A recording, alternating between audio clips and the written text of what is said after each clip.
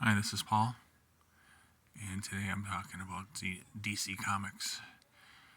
Action 23, the first appearance of Lex Luthor in the Superman comic genre.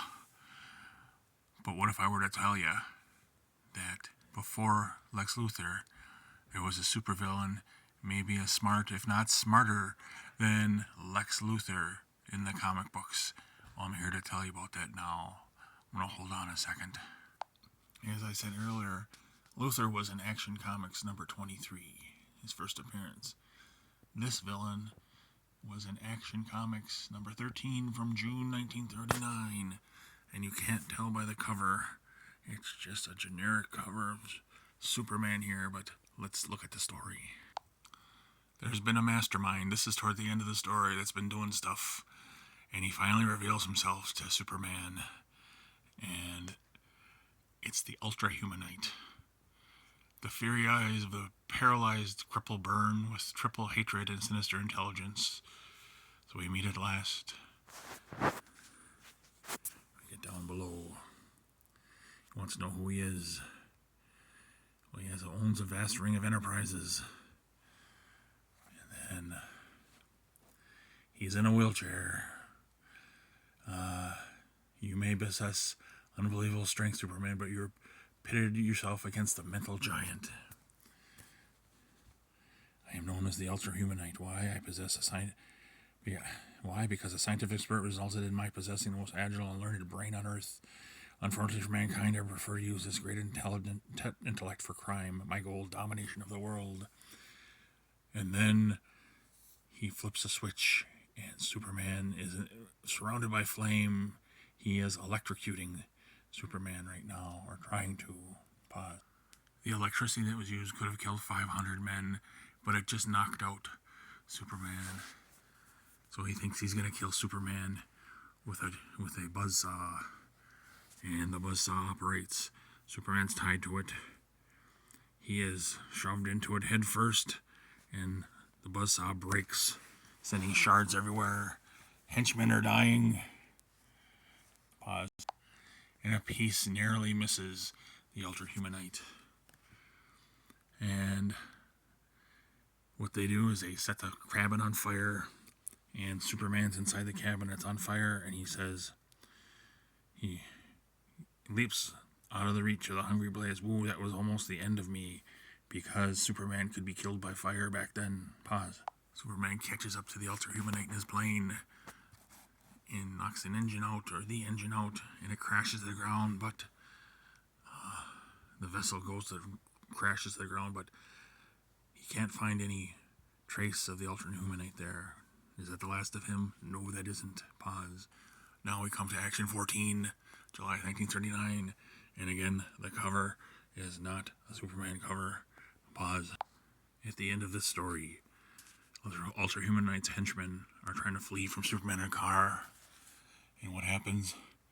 They flip a switch in their car, and it makes the car invisible, and Superman can still see the tracks, but he sees that the car is invisible. Okay. Superman finds the lair of the Ultra-Humanite following the tracks, but he falls through a trap into a box. The tank motors are running. What's happening? We don't know. This is the end of Superman. What happened? And Superman comes out, and he's in a block of crystal. And he's trapped in a block of crystal. How did he escape? He escaped because he had a parachute. Ooh, that's hard to read. I'm sorry about that. And now, what's happening? He says he's going to rule the world now, if we can see. But now, Superman flexes his muscles. Come on there. And the block explodes. But the Ultra-Humanite presses a lever and falls through the floor, and Superman can't find him. Oh, that's too bad for Superman. And at the end of the story, Ultra-Humanite's plotting using his brain to plot a trick against Superman. Okay, Now we jump ahead to Action 17. He's been thinking a lot, from October 39, and we finally get a Superman cover. Yay. But not related to the story. And again, it's toward the back of the story. Ultra-Humanite is able to make a phone call Don't use any phone lines to make phone calls to somebody and try to bankrupt them and bribe them. And then Superman finds him in his lair and says, "For a man possessed of strength, you show an amazing lack of intuition. I've been expecting you, Superman. I'm prepared."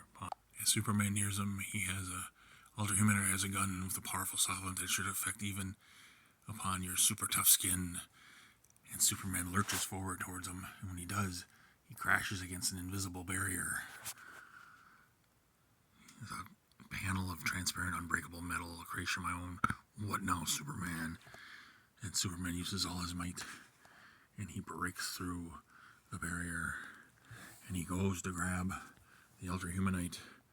But wait, his hand passes through the Ultra-Humanite. It's a projected image of him. Oh, what a cheat. What a cheat. Okay, that's the end of that story there. Clark is wondering about it. You don't really need to read that part. Pause again. Now we jump ahead to December 1939, Action 19. Again, we have a Superman cover, but who knows if it even matches the story. Pause. The Ultra-Humanite releases a purple plague upon Metropolis, and loads of putrefying corpses are taken away. That are purple plague grips Metropolis. All right. And then the Ultra-Humanite, toward the end of the story, again, he doesn't appear much between that, shoots Superman with an electric gun. And the Ultra-Humanite knocks Superman out and puts a helmet on Superman to hypnotize him and make him do his will to spread more of the plague. But Superman was just pretending. He wasn't hypnotized. So what happens now? Pause. A cure is found for the plague. And Superman shows up in front of the Ultra-Humanite. The Ultra-Humanite has something that'll blast him out of existence. He goes, "Try it." The gun explodes in Ultraman's face because Superman pulls him right in front of the blast. Dead. Well, that finishes both the Purple Plague and the Fiend who created it. Well, is that the end? Is that the end of the Ultra-Humanite? I don't think so. Okay, we're into the next issue.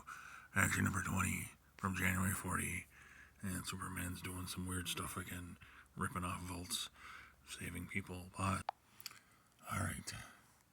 Clark is going to go interview the actress, Dolores Winters.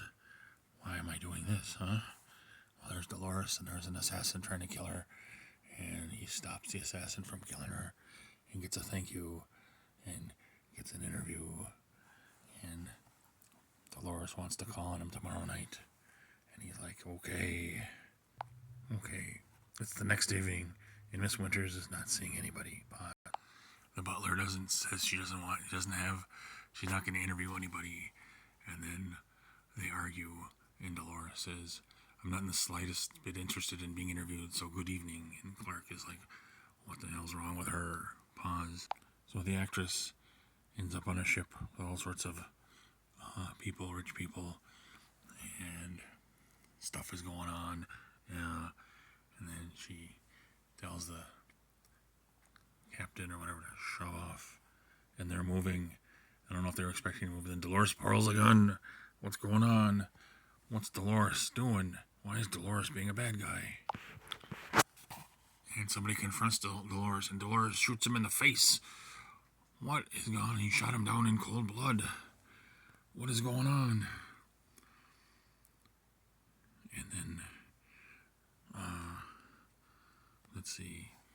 She starts to extort the wealthy people. She kidnapped the people on the boat. And why isn't that focusing? Am I blind? No, I'm not blind. You can focus. Yes. She wants $1 million. Something's wrong with Dolores. Superman confronts Dolores. She takes a torch and almost burns an actress's face with a torch. And then she looks at Superman. And Superman looks and says, "Those evil blazing eyes. There's only one person on this earth who could possess them. Ultra. You are indeed perceptive. Superman, you thought you had killed me last time, but didn't you? Truthfully, I'm very much alive, but I saw you die myself.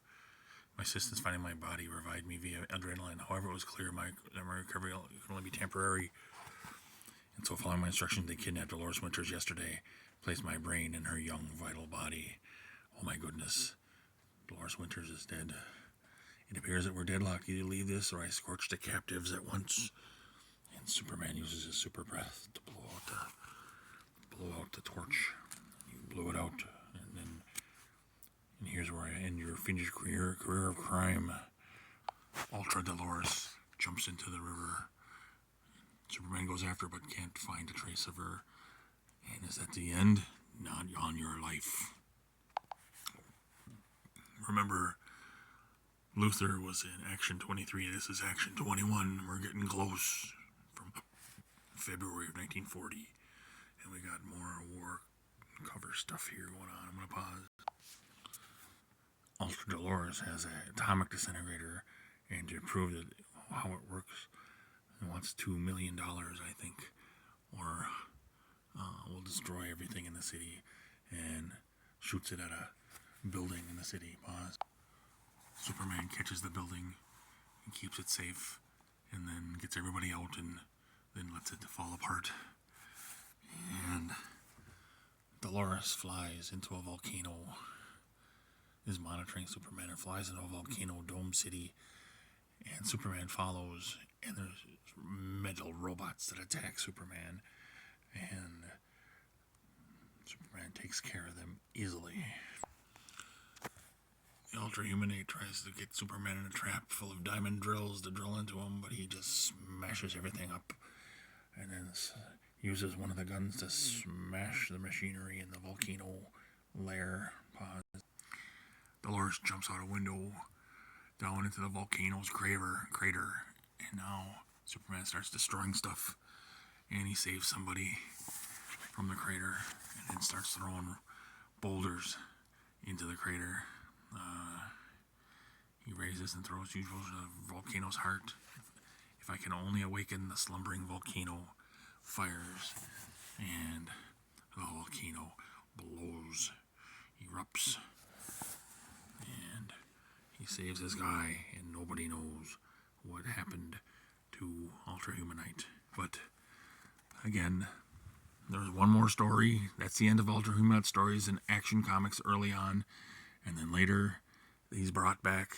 He survived, and he goes into different bodies. He goes into an insect, I believe, at one point, and then his final form in a giant white ape. All right, that's as much as I'm going to say now. I will see you guys. I hope this was helpful.